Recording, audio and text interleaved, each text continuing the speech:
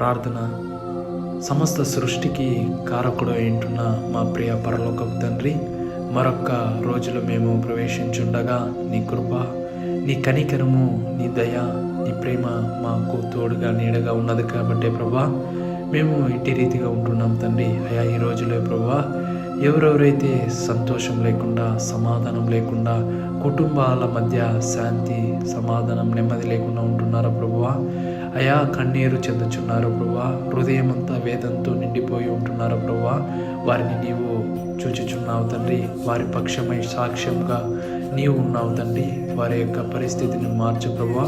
నీవు పడిన చోటే నిలబెట్టువాడవు ప్రభువా. నీవు ఏమైనా చేయగలవు తండ్రి.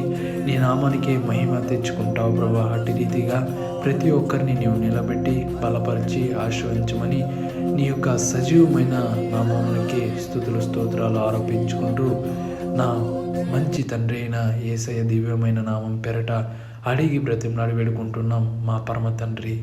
ఆమేన్.